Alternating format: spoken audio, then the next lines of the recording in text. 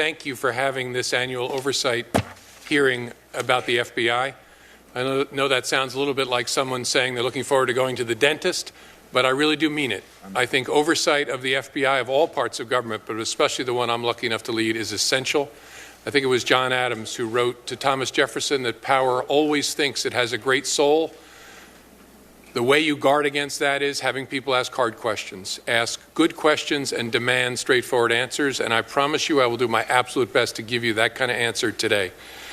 I also appreciate the conversation I know we're going to have today and over the next few months about reauthorizing Section 702 of the Foreign Intelligence Surveillance Act that you mentioned, Mr. Chairman. This is a tool that is essential to the safety of this country. I did not say the same thing about the collection of telephone dialing information by the NSA. I think that's a useful tool. 702 is an essential tool, and if it goes away, we will be less safe as a country. And I mean that, and we'll be happy to talk more about that. Thank you for engaging on that so we can tell the American people why this matters so much and why we can't let it go away. As you know, the magic of the FBI that you oversee is its people. And we talk, as we should, a lot about our counterterrorism work, about our counterintelligence work, and I'm sure we'll talk about that today. But I thought I would just give you some idea of the work that's being done by those people all over the country, all over the world, every day, every night, all the time. And I pulled 3 cases that happened and were finished in the last month just to illustrate it. The first was something I know that you followed closely, the plague of threats against Jewish community centers that this country experienced in the first few months of this year. Children frightened, old people frightened, terrifying threats of bombs at Jewish institutions, especially the Jewish community centers. The entire FBI surged in response to that threat, working across all programs, all divisions, our technical wizards, using our vital international presence, and using our partnerships, especially with the Israeli National Police. We made that case, and the Israelis locked up the person behind those threats and stopped that terrifying plague against the Jewish community centers.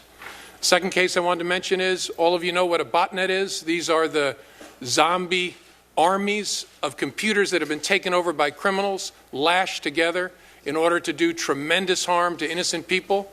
Last month, the FBI, working with our partners with the Spanish National Police, took down a botnet called the Kelios botnet and locked up the Russian hacker behind that botnet, who made a mistake that Russian criminals sometimes make of leaving Russia and visiting the beautiful city of Barcelona. And he's now in jail in Spain.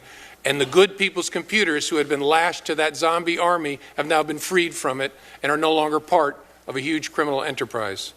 And the last one I'll mention is, this past week, for the first time since Congress passed a statute making it a crime in the United States to engage in female genital mutilation, to mutilate little girls. It's been a felony in the United States since 1996. We made the first case last week against doctors in Michigan for doing this terrifying thing to young girls all across the country. With our partners in the Department of Homeland Security, we brought a case against 2 doctors for doing this to children. This is among the most important work we do, protecting kids especially, and it was done by great work that you don't hear about a whole lot all across the country by the FBI. It is the honor of my life. I know you look at me like I'm crazy for saying this about this job. I love this work. I love this job. And I love it because of the mission and the people I get to work with. Some of whose work I just illustrated by pulling those 3 cases from last month, but it goes on all the time, all around the country, and we're safer for it. I love representing these people, speaking on their behalf, and I look forward to your questions today. Thank you, Mr. Chairman. And thank you for your opening statement. I'm going to start out probably